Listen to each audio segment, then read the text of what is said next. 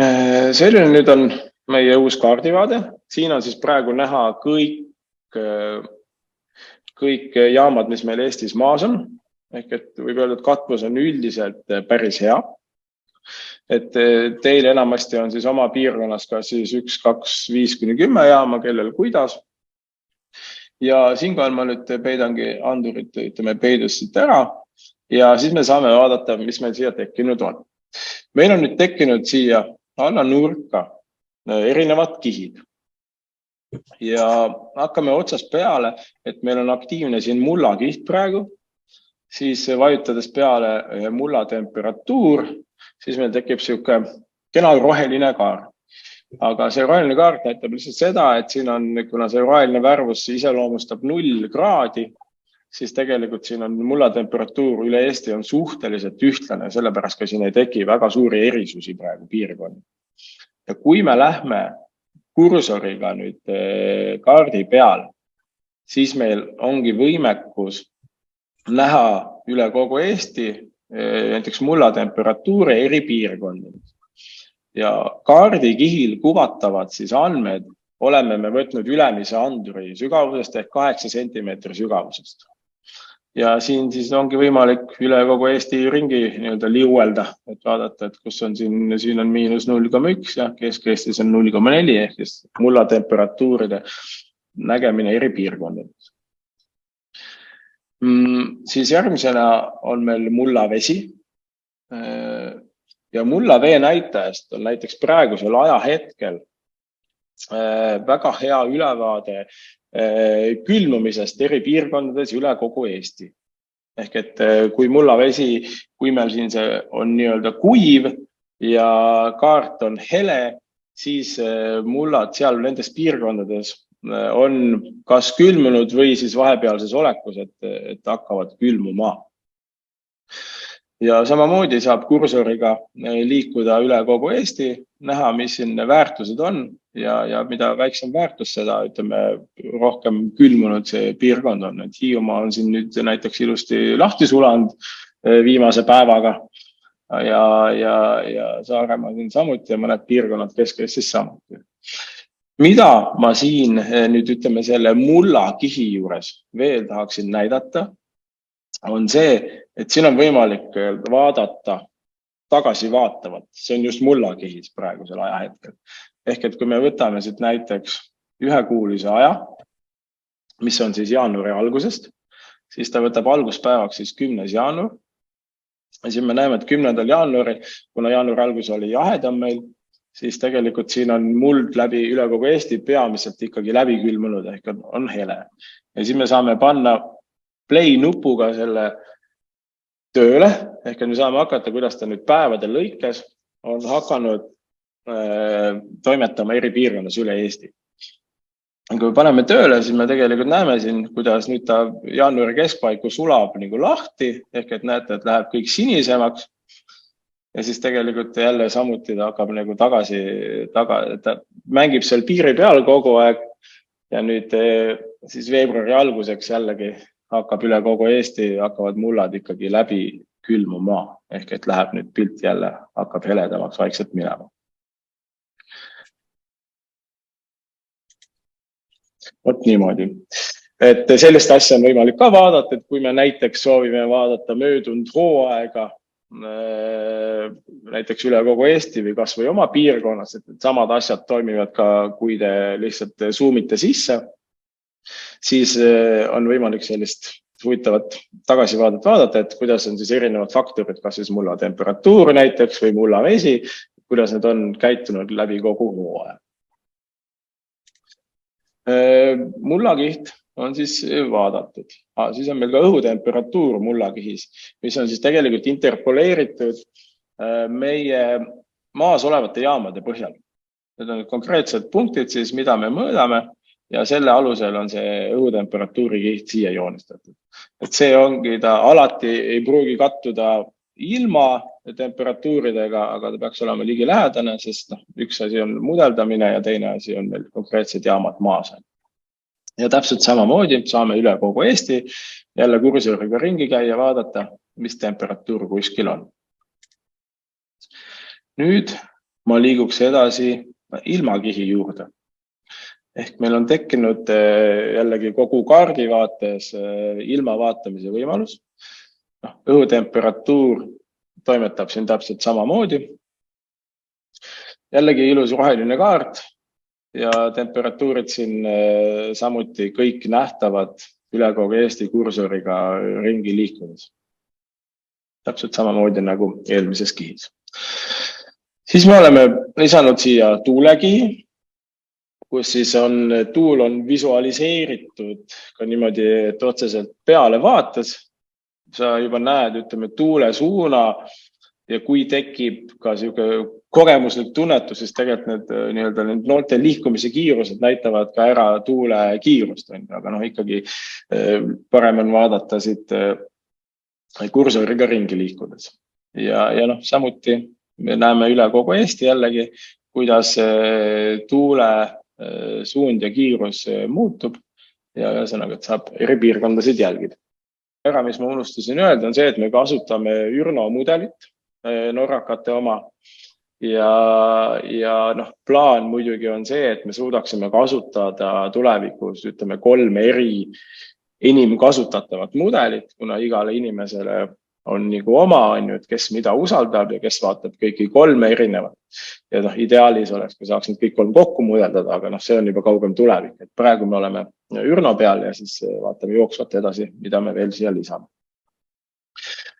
Siis tuulele lisaks on meil sademed. Ehk et me näeme siin, kuidas praegu üle kogu Eesti hakkab sademed tulema.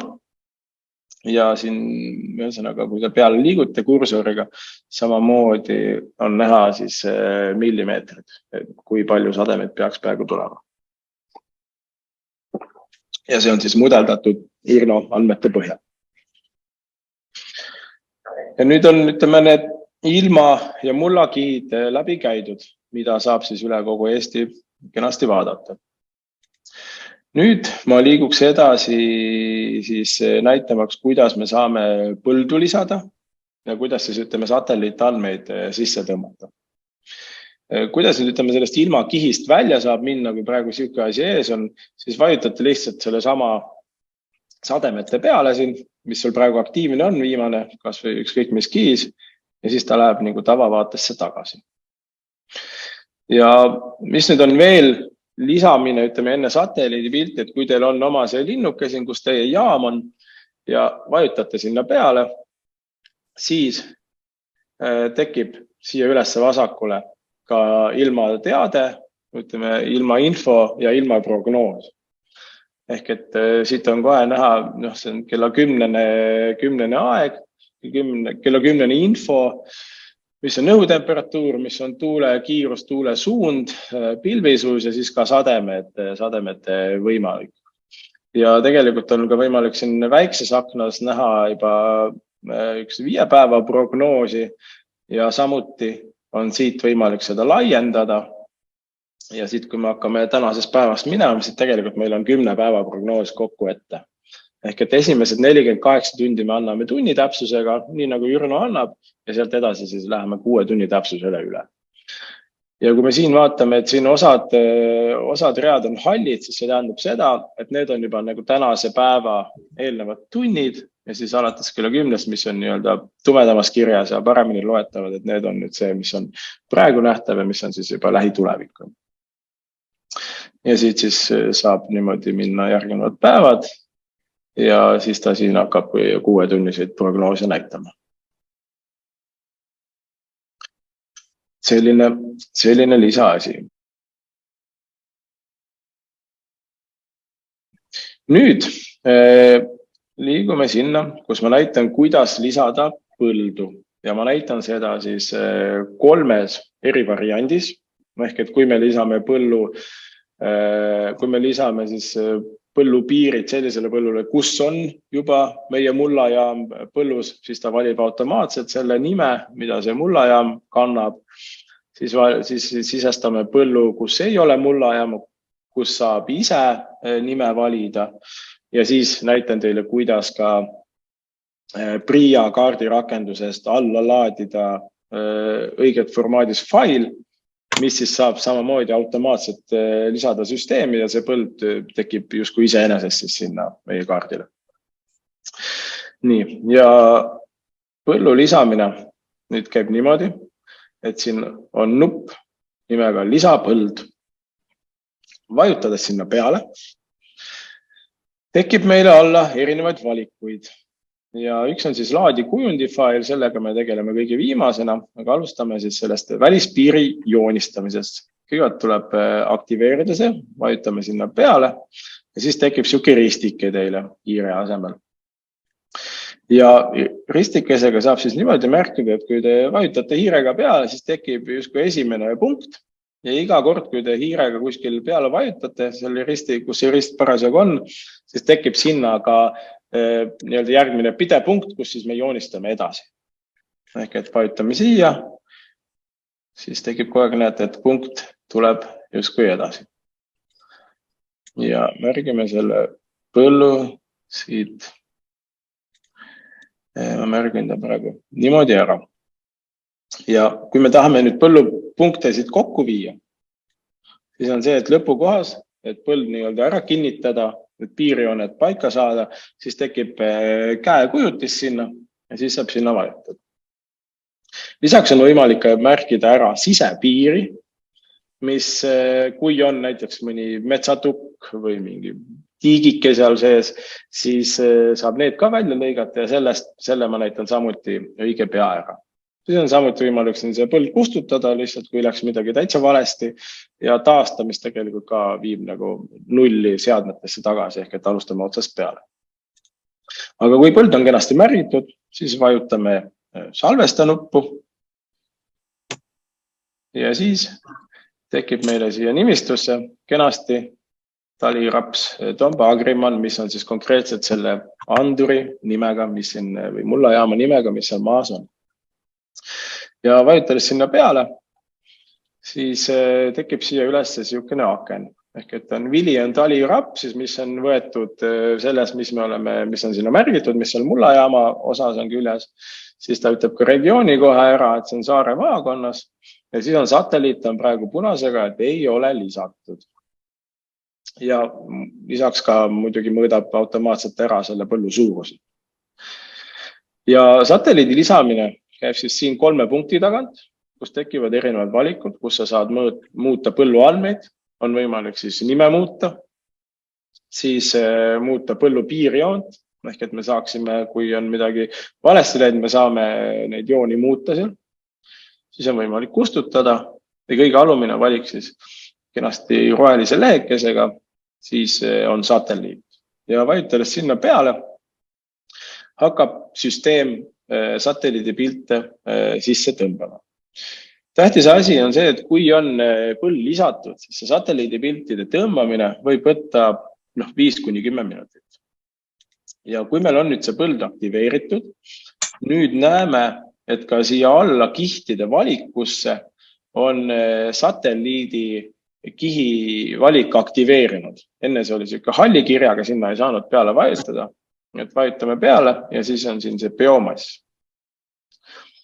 Peale vajutades, et nüüd on näha, et ta juba pilte tõmbab, et on alles sügises, ta tõmbab nii-öelda hilisemast alguseni ja hakkab neid pilte tõmbama.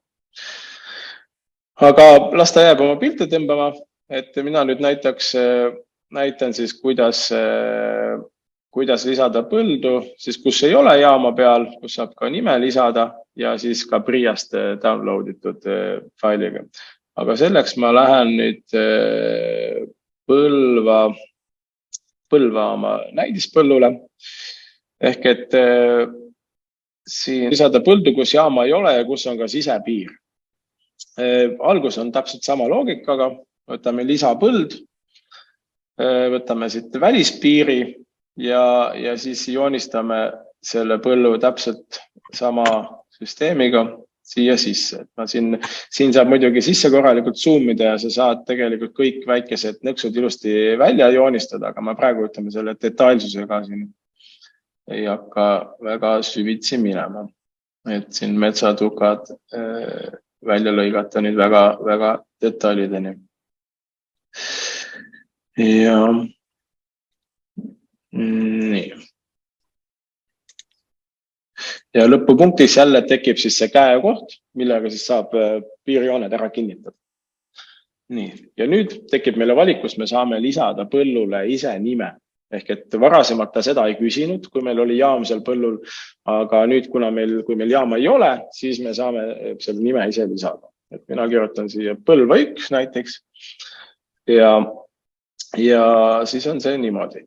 Nüüd, siin on meil keskel saarekene või väike tiik on ju, ehk siis saame valida siit sisepiir ja siis täpselt sama süsteemi alusel, nagu me välispiire märkisime, saame selle sisepiiri siit ära märkida.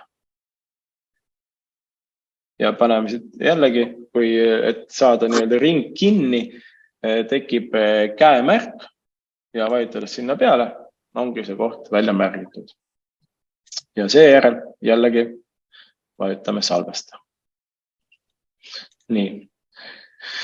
Nüüd meil tekivad jälle kohe see põlva 1 tekib siia ja siia tekib ka kohe ilmainfo, et see ilmainfo on siis konkreetse asukoha järgi võetud, et see ei ole mõni lähedal asukoht, vaid need GPS-koordinaatid järgi siis konkreetse punkti ilmainfo võetud. Satelliidi, kuna siin nüüd ei ole jaama peal, siis siin ka ei ole kohe näiteks seda viljatüüpi, et kas ta on siis raps, nisu või mis iganes on ju, et seda valikut siin praegu ei ole tekkinud. Nüüd satelliidi saame lisada siit täpselt samamoodi ja siis jällegi aktiveerub siit paremalt satelliidi valik. Ja siin on näha, et hetkel veel satelliidi pilti pole ja all on ka kirjas, et kui ühendasite põllu hiljuti, siis oodake, kuni pilte genereeritakse. Ja nüüd ma näitan siis selle põlluga ära, kuidas me saame lisada siis PRIA-st faile alla laadinud. Et kui me lähme nüüd PRIA veebikaarti, et seda olete, ma arvan, juba kasutanud enamasti, siis kui meil on siin põllumassiiv, teil on valik, et kas te otsite selle lihtsalt manuaalselt üles või te panete põllumassiivi numbri siia ja vajutame otsi, siis tekib see konkreetne põllumassiiv. Ja siia tekib võimekus, kus on üks tulemus, on ka lae andmed alla. Ja andmete alla laadimiseks on meil vaja alla laadida just see ESRI SHP fail. Ehk et meie süsteem toetab seda ja tuleb konkreetselt see info siit alla laadida.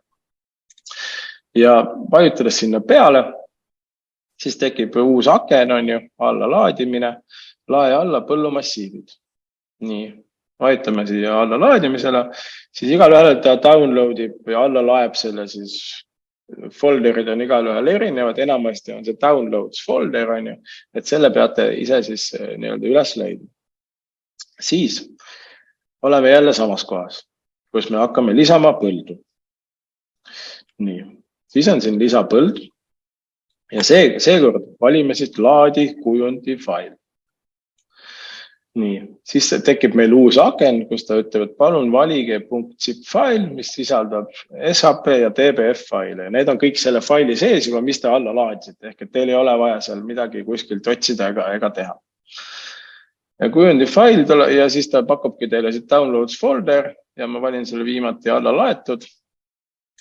Ja siis ta näitab, et on selle shp.zip faili siia lisanud, mis te sealt arvutist valisite endale.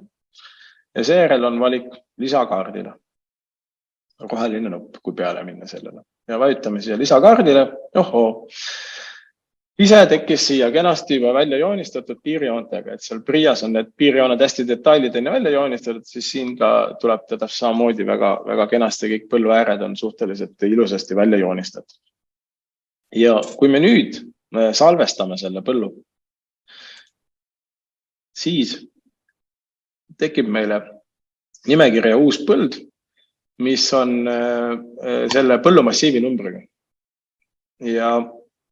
Ja siit samamoodi peale valides tuleb põllumassiiviga põld, tuleb meil ilmainfo ja samamoodi nüüd satelliidi lisamine toimib samas kohast, nagu teiste kihtidegagi.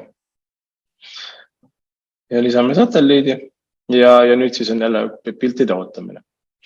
Mis ma siin juures veel tahaksin näidata, et kuidas on erinevate põldude vahel liikumine. Et kui meil siin oli see 9-3, siin on põlva 1 ja siin on meil näiteks Taliraps Tomba, et kui me läheme teise põllu juurde, vajutame sinna peale, siis ta ise automaatselt läheb sinna. Ja niimoodi saatame eri põldude vahel liikuda ja siis tuleb ka ilmateade on ju siis kohe siia otsa ja kõik see muu info. Ja nüüd peaks siin olema juba satelliidipilte läbi kogu hooaja, eelmise aasta kevadest. Ja siia alla siis on tekkinud siuke ajajoon. Ehk et vasakult me alustame aprilli algusest 2022, nagu ma varem rääkisin. Ja siis on kuni praeguse ajani tegelikult.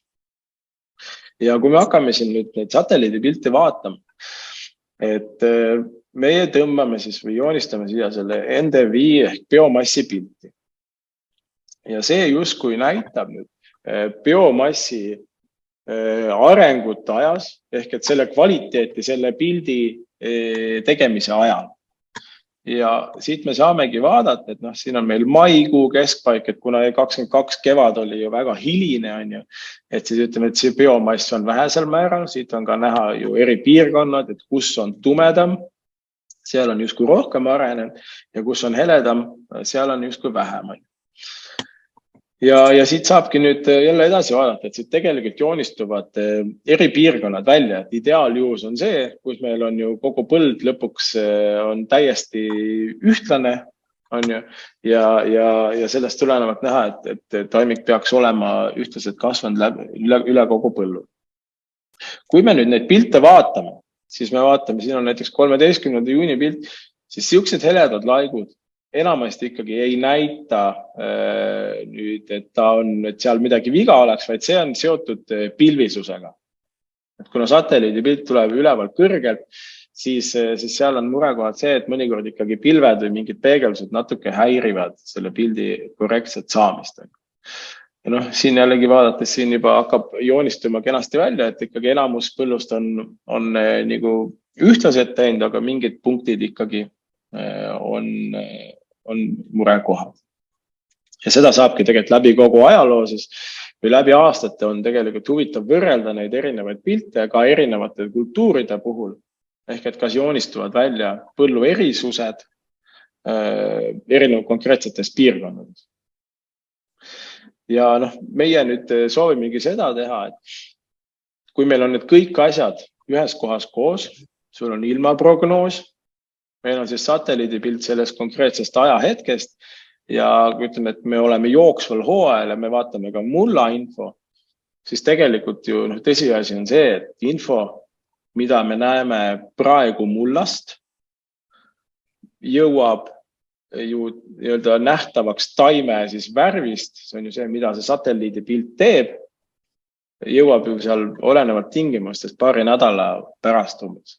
Ehk et kui me näeme, et seal taimik on kehv ja mullas on ka kehvad olud, siis tegelikult me saaksime juba operatiivselt tegutseda, et me ei pea ootama, kuni me näeme seda satelliidipildist, et ikkagi oli veel ikkagi väga kehv seal.